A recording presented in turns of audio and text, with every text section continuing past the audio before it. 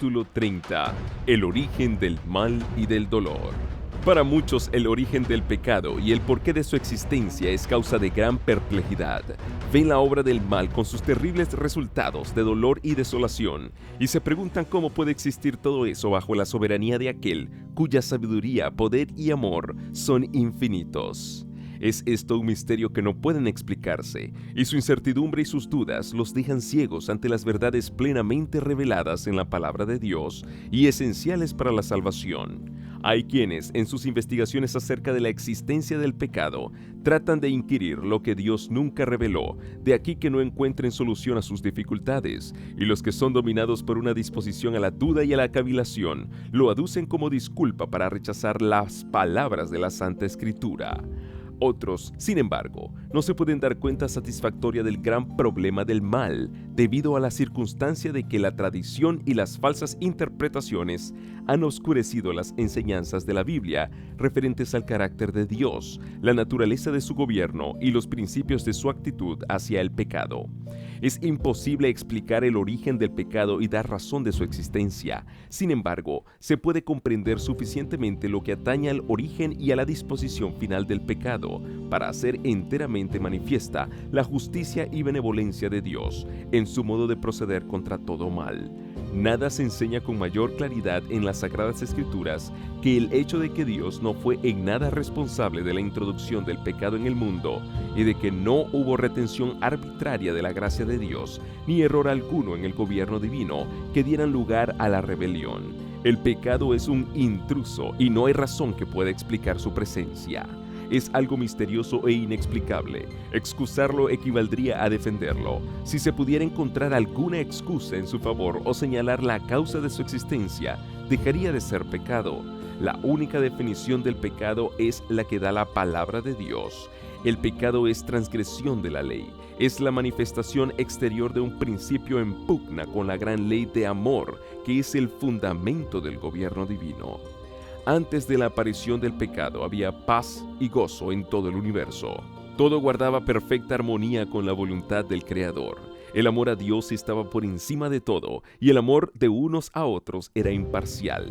Cristo, el Verbo, el unigénito de Dios, era uno con el Padre eterno, uno en naturaleza, en carácter y en designios. Era el único ser en todo el universo que podía entrar en todos los consejos y designios de Dios. Fue por intermedio de Cristo, por quien el Padre efectuó la creación de todos los seres celestiales. Por él fueron creadas todas las cosas, en los cielos, ora sean tronos, o dominios, o principados, o poderes. Colosenses 1:16. Y todo el cielo rendía homenaje tanto a Cristo como al Padre. Como la ley de amor era el fundamento del gobierno de Dios, la dicha de todos los seres creados dependía de su perfecta armonía con los grandes principios de justicia. Dios quiere que todas sus criaturas le rindan un servicio de amor y un homenaje que provenga de la apreciación inteligente de su carácter. No le agrada la sumisión forzosa y da a todos libertad para que le sirvan voluntariamente. Pero hubo un ser que prefirió pervertir esta libertad. El pecado nació en aquel que, después de Cristo, había sido el más honrado por Dios y el más exaltado en honor y en gloria entre los habitantes del cielo. Antes de su caída, Lucifer era el primero de los querubines que cubrían el propiciatorio santo y sin mácula. Así dice Jehová el Señor: tú eres el sello de perfección, lleno de sabiduría y consumado en hermosura. En el Edén, jardín de Dios, estabas. De toda piedra preciosa era tu vestidura. Eras el querubín ungido que cubrías con tus alas. Yo te constituí para esto. En el santo monte de Dios estabas. En medio de las piedras de fuego te paseabas. Perfecto eras en tus caminos, desde el día que fuiste creado, hasta que la iniquidad fue hallada en ti. Ezequiel 28, 12 al 15. Lucifer habría podido seguir gozando del favor de Dios, amado y honrado por toda la hueste angélica, empleando sus nobles facultades para beneficiar a los demás y para glorificar a su Hacedor. Pero el profeta dice: se te ha engreído el corazón a causa de tu hermosura, has corrompido tu sabiduría con motivo de tu esplendor. Verso 17. Poco a poco, Lucifer se abandonó al deseo de la propia exaltación. has puesto tu corazón como corazón de Dios. Tú, que dijiste, al cielo subiré, sobre las estrellas de Dios ensalzaré mi trono y me sentaré en el monte de asamblea. Me remontaré sobre las alturas de las nubes, seré semejante al Altísimo. Ezequiel 28:6, Isaías 14:13-14.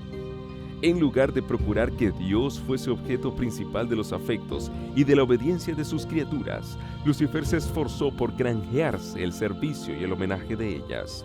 Y codiciando los honores que el Padre Infinito había concedido a su Hijo, este príncipe de los ángeles aspiraba a un poder que solo Cristo tenía derecho a ejercer.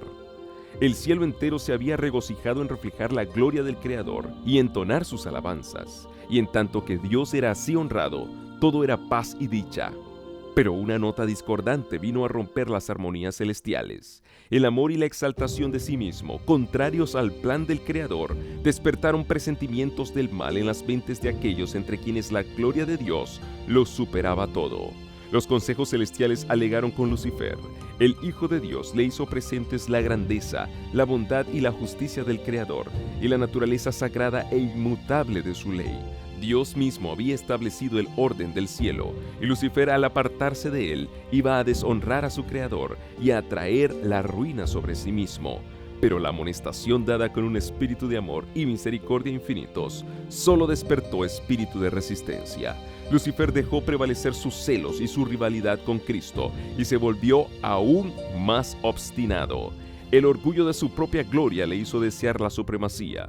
Lucifer no apreció como don de su Creador los altos honores que Dios le había conferido y no sintió gratitud alguna. Se glorificaba de su belleza y elevación y aspiraba a ser igual a Dios. Era amado y reverenciado por la hueste celestial. Los ángeles se deleitaban en ejecutar sus órdenes y estaba revestido de sabiduría y gloria sobre todos ellos. Sin embargo, el Hijo de Dios era el soberano reconocido del cielo y gozaba de la misma autoridad y poder que el Padre. Cristo tomaba parte en todos los consejos de Dios, mientras que a Lucifer no le era permitido entrar así en los designios divinos. Y este ángel poderoso se preguntaba por qué había de tener Cristo la supremacía y recibir más honra que él mismo. Abandonando el lugar que ocupaba en la presencia inmediata del Padre, Lucifer salió a difundir el espíritu de descontento entre los ángeles, obrando con misterioso sigilo y encubriendo durante algún tiempo sus verdaderos fines bajo una apariencia de respeto hacia Dios. Se esforzó en despertar el descontento respecto a las leyes que gobernaban a los seres divinos, insinuando que ellas imponían restricciones innecesarias. Insistía en que, siendo dotados de una naturaleza santa, los ángeles debían obedecer los dictados de su propia voluntad. Procuró ganarse la simpatía de ellos, haciéndoles creer que Dios había obrado injustamente con él, concediendo a Cristo honor supremo. Dio a entender que al aspirar a mayor poder y honor, no trataba de exaltarse a sí mismo, sino de asegurar libertad para todos los habitantes del cielo, a fin de que pudiesen así alcanzar a un nivel superior de existencia. En su gran misericordia, Dios soportó por largo tiempo a Lucifer. Este no fue expulsado inmediatamente de su elevado puesto cuando se dejó arrastrar por primera vez por el espíritu de descontento, ni tampoco cuando empezó a presentar sus falsos acertos a los ángeles leales. Fue retenido aún por mucho tiempo en el cielo.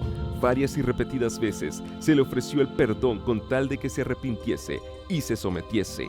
Para convencerle de su error, se hicieron esfuerzos de que solo el amor y la sabiduría infinitos eran capaces.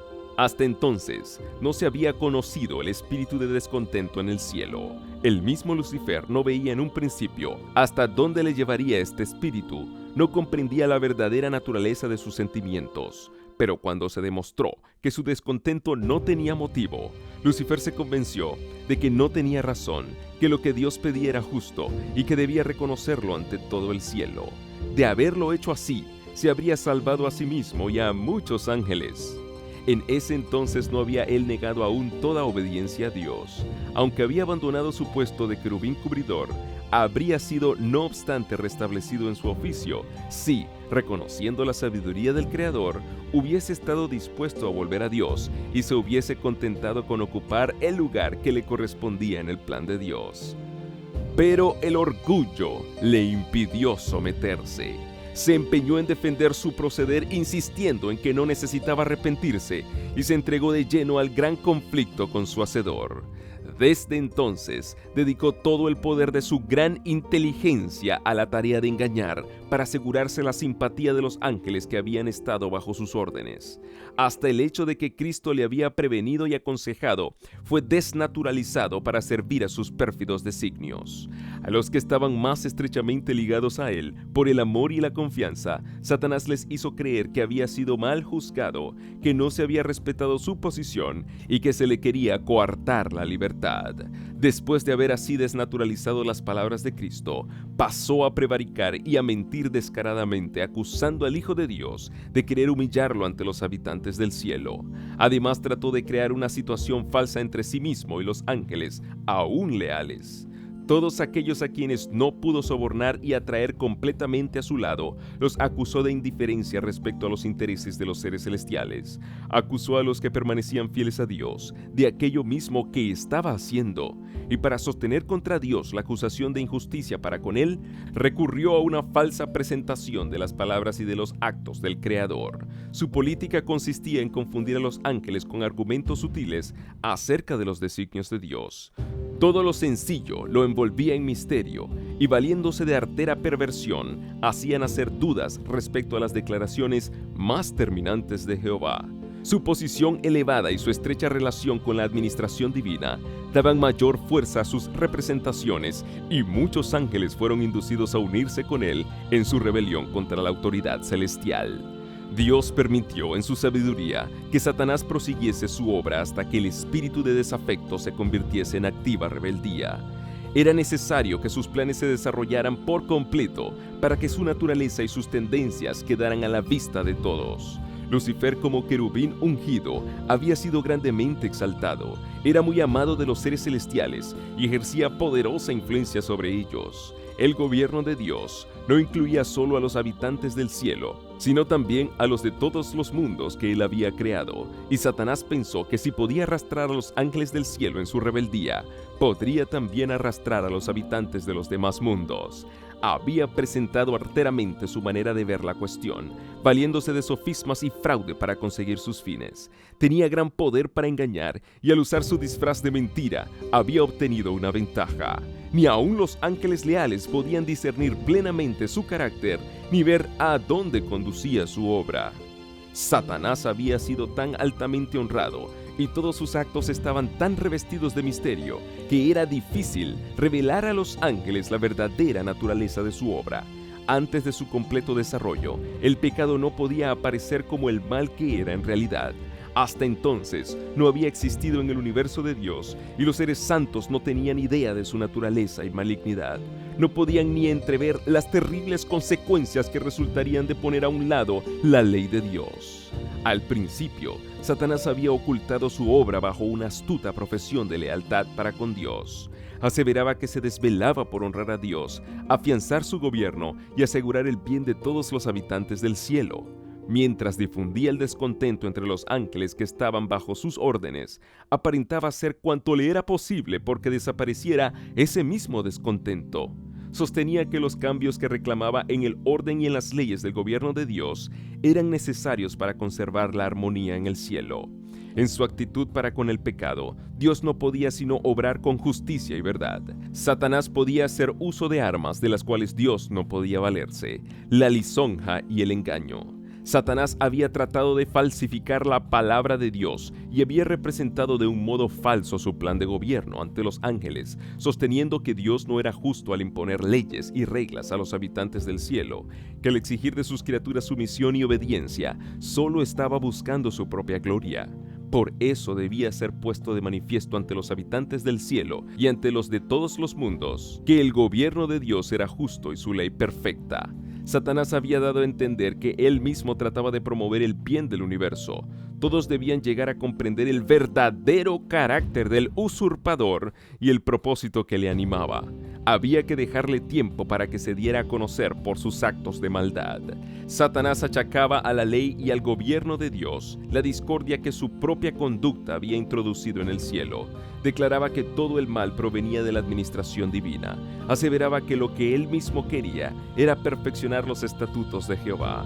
Era pues necesario que diera a conocer la naturaleza de sus pretensiones y los resultados de los cambios que él proponía introducir en la ley divina.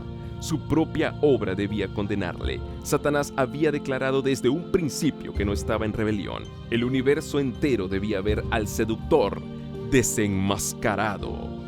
Aun cuando quedó resuelto que Satanás no podría permanecer por más tiempo en el cielo, la sabiduría infinita no le destruyó. En vista de que solo un servicio de amor puede ser aceptable a Dios, la sumisión de sus criaturas debe proceder de una convicción de su justicia y benevolencia. Los habitantes del cielo y de los demás mundos, no estando preparados para comprender la naturaleza ni las consecuencias del pecado, no podrían haber reconocido la justicia y misericordia de Dios en la destrucción de Satanás. De haber sido éste aniquilado inmediatamente, aquellos habrían servido a Dios por miedo más bien que por amor. La influencia del seductor no habría quedado destruida del todo, ni el espíritu de rebelión habría sido extirpado por completo. Para bien del universo entero, a través de las edades sin fin, era preciso dejar que el mal llegase a su madurez y que Satanás desarrollase más completamente sus principios, a fin de que todos los seres creados reconociesen el verdadero carácter de los cargos que arrojara él contra el gobierno divino, y a fin de que quedaran para siempre incontrovertibles la justicia y la misericordia de Dios, así como el carácter inmutable de su ley. La rebeldía de Satanás, cual testimonio perpetuo de la naturaleza y de los resultados terribles del pecado, debía servir de lección al universo en todo el curso de las edades futuras. La obra del gobierno de Satanás, sus efectos sobre los hombres y los ángeles, harían patentes los resultados del desprecio de la autoridad divina. Demostrarían que de la existencia del gobierno de Dios y de su ley depende el bienestar de todas las criaturas que Él ha formado. De este modo, la historia del terrible experimento de la rebeldía sería para todos los seres santos una salvaguardia eterna destinada a precaverlos contra todo engaño respecto a la índole de la transgresión y a guardarlos de cometer pecado y de sufrir el castigo consiguiente. El gran usurpador siguió justificándose hasta el fin mismo de la controversia en el cielo, cuando se dio a saber que, con todos sus secuaces, iba a ser expulsado de las moradas de la dicha. El jefe rebelde declaró audazmente su desprecio de la ley del Creador.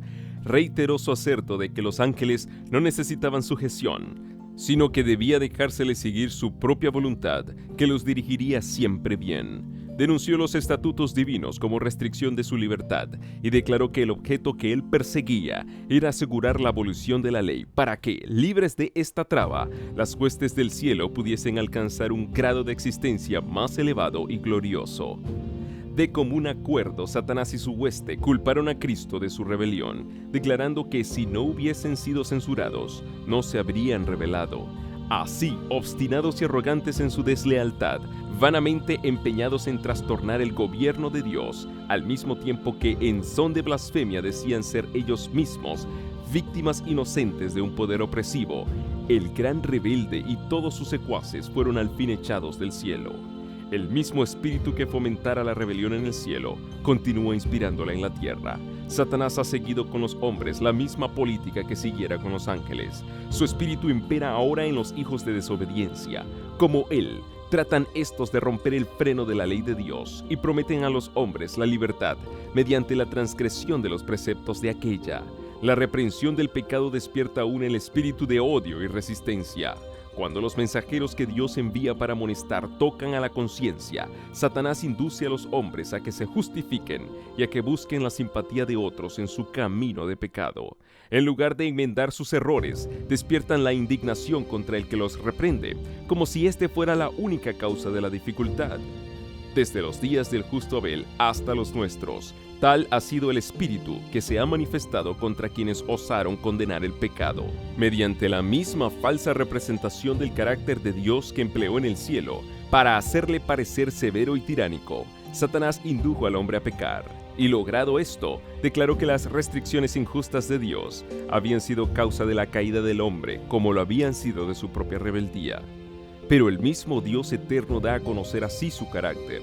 Jehová, Jehová, Dios compasivo y clemente, lento en iras y grande en misericordia y en fidelidad, que usa de misericordia hasta la 1000ª generación, que perdona la iniquidad, la transgresión y el pecado, pero que de ningún modo tendrá por inocente al rebelde. Éxodo 34, 6 y 7. Al echar a Satanás del cielo, Dios hizo patente su justicia y mantuvo el honor de su trono. Pero cuando el hombre pecó, cediendo a las seducciones del espíritu apóstata, Dios dio una prueba de su amor, consintiendo en que su Hijo unigénito muriese por la raza caída. El carácter de Dios se pone de manifiesto en el sacrificio expiatorio de Cristo. El poderoso argumento de la cruz demuestra a todo el universo que el gobierno de Dios no era de ninguna manera responsable del camino de pecado que Lucifer había escogido. El carácter del gran engañador se mostró tal cual era en la lucha entre Cristo y Satanás durante el ministerio terrenal del Salvador.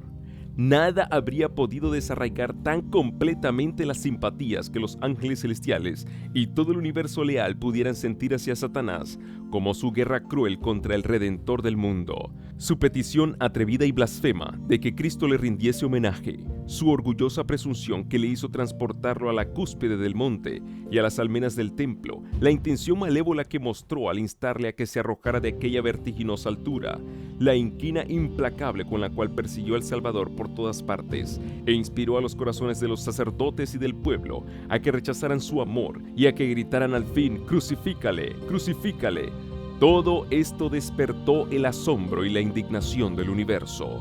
Fue Satanás el que impulsó al mundo a rechazar a Cristo. El príncipe del mal hizo cuanto pudo y empleó toda su astucia para matar a Jesús, pues vio que la misericordia y el amor del Salvador, su compasión y su tierna piedad estaban representando ante el mundo el carácter de Dios. Satanás disputó todos los acertos del Hijo de Dios y empleó a los hombres como agentes suyos para llenar la vida del Salvador de sufrimientos y penas. Los sofismas y las mentiras por medio de los cuales procuró obstaculizar la obra de Jesús, el odio manifestado por los hijos de rebelión, sus acusaciones crueles contra aquel cuya vida se rigió por una bondad sin precedente, todo ello provenía de un sentimiento de venganza profundamente arraigado.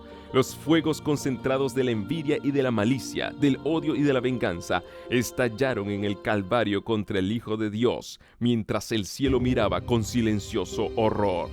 Consumado ya el gran sacrificio, Cristo subió al cielo rehusando la adoración de los ángeles mientras no hubiese presentado la petición. Padre, aquellos que me has dado, quiero que donde yo estoy, ellos estén también conmigo. Juan 17:24. Entonces, con amor y poder indecibles, el Padre respondió desde su trono: «Adórenle todos los ángeles de Dios». Hebreos 1:6. No había ni una mancha en Jesús. Acabada su humillación, cumplido su sacrificio, le fue dado un nombre que está por encima de todo otro nombre. Entonces fue cuando la culpabilidad de Satanás se destacó en toda su desnudez. Había dado a conocer su verdadero carácter de mentiroso y asesino. Se echó de ver que el mismo espíritu con el cual él gobernaba a los hijos de los hombres que estaban bajo su poder, lo habría manifestado en el cielo si hubiese podido gobernar a los habitantes de éste. Había aseverado que la transgresión de la ley de Dios traería consigo libertad y ensalzamiento, pero lo que trajo en realidad fue servidumbre y degradación. Los falsos cargos de Satanás contra el carácter del gobierno divino aparecieron en su verdadera luz. Él había acusado a Dios de buscar tan solo su propia exaltación con las exigencias de sumisión y obediencia por parte de sus criaturas, y había declarado que, mientras el Creador exigía que todos se negasen a sí mismos, él mismo no practicaba la abnegación ni hacía sacrificio alguno. Entonces se vio que para salvar una raza caída y pecadora, el legislador del universo había hecho el mayor sacrificio que el amor pudiera inspirar, pues Dios estaba en Cristo reconciliando el mundo así. 2 Corintios 5:19. Vióse además que mientras Lucifer había abierto la puerta al pecado debido a su sed de honores y supremacía, Cristo, para destruir el pecado, se había humillado y hecho obediente hasta la muerte. Dios había manifestado cuánto aborrece los principios de rebelión. Todo el cielo vio su justicia revelada, tanto en la condenación de Satanás como en la redención del hombre. Lucifer había declarado que si la ley de Dios era inmutable y su penalidad irremisible, todo transgresor debía ser excluido para siempre de la gracia del Creador. Él había sostenido que la raza pecaminosa se encontraba fuera del alcance de la redención y era por consiguiente presa legítima suya.